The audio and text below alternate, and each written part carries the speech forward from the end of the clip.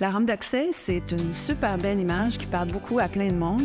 On va toujours avoir dans le code du bâtiment l'obligation de construire une rampe d'accès pour les personnes qui ont un handicap, bien sûr, mais également pour les personnes qui vont avoir une poussette à pousser ou pour une personne avec une canne, parce qu'il y a une blessure, peu importe, la rampe d'accès, elle est universelle.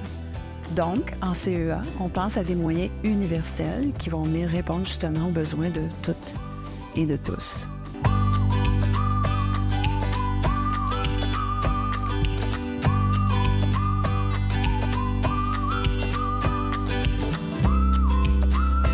Résumer la CEA en quelques mots pour quelqu'un qui n'est pas très habitué ou qui ne connaît pas du tout le concept, c'est assez simple.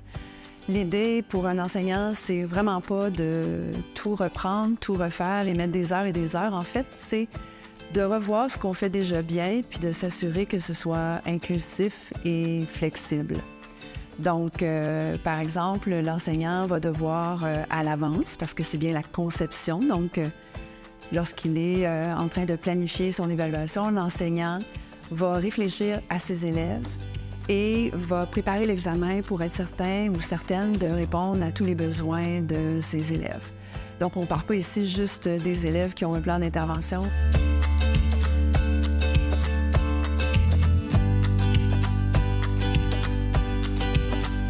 Donc, la CEA consiste en 3 principes principaux.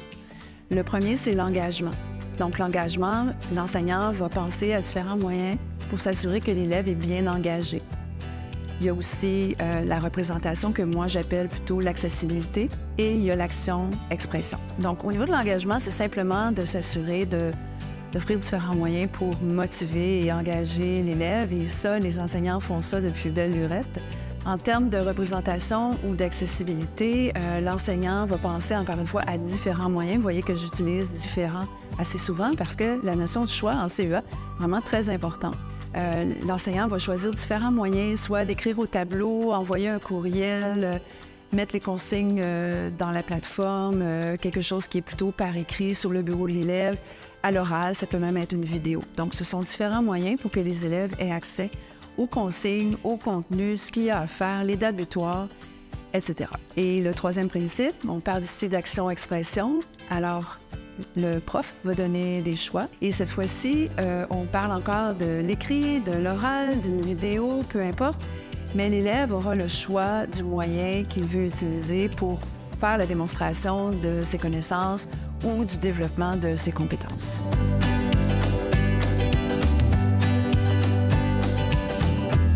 Bien, tout d'abord, pour éviter qu'un enseignant s'essouffle lorsqu'il prépare l'évaluation, selon les concepts de la CEA, il faut juste savoir qu'on ne recommence pas tout à zéro. C'est plutôt un ajustement, un raffinement, en gardant en tête les élèves, nos apprenants. Donc, si je pense à l'engagement, par exemple, bien, on peut reformuler les questions, utiliser un vocabulaire qui est ajusté.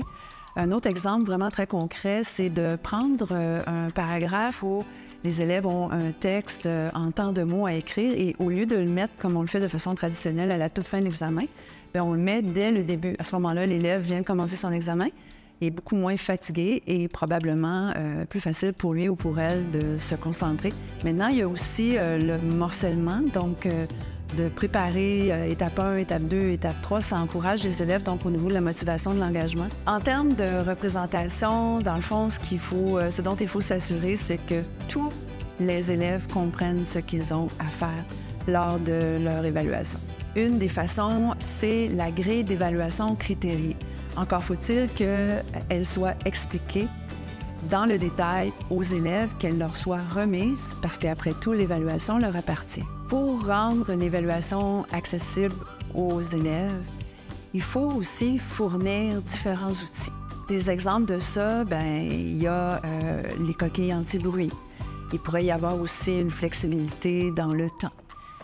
Faire une évaluation sans le numérique pour des élèves, c'est possible, mais si on veut vraiment être universel, bien, on va permettre des outils numériques, mais pas juste aux élèves qui sont sous plan d'intervention, Le principe de la CEA, c'est d'offrir les moyens à tous les élèves. Pour l'évaluation en termes d'action-expression, la rétroaction efficace, ça se vit de différentes façons dans les classes. C'est très important d'être spécifique, d'encourager l'élève, bien évidemment, mais pas avec quelque chose de très macro, plutôt quelque chose de plus micro, d'où le mot spécifique. Il faut aussi que l'élève pose ses questions, donc c'est un échange qu'il peut y avoir entre l'enseignant et son élève ou entre l'enseignant et ses élèves.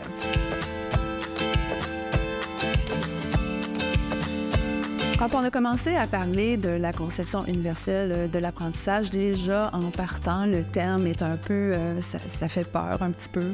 On s'est mis à utiliser l'expression inclusive, pédagogie inclusive, ce qui est beaucoup plus parlant pour les enseignants. Et au début, il y avait toutes sortes de questions comme dans tout changement.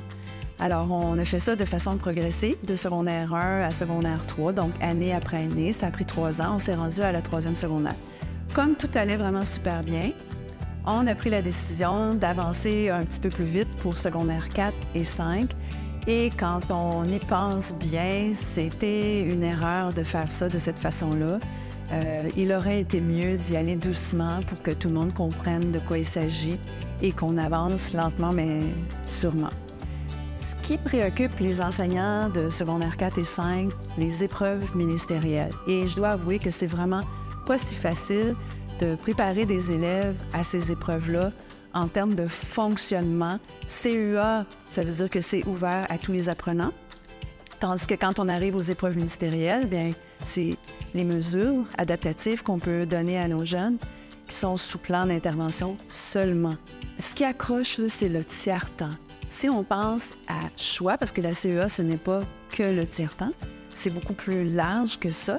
La notion de choix, comme on a dit, elle est très importante.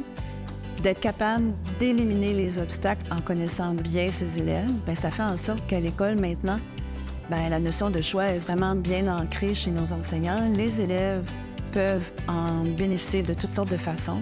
Puis je me répète, qu'ils soient des apprenants avec ou sans plan d'intervention, ça n'a pas d'importance puisque c'est une pédagogie universelle, inclusive et flexible.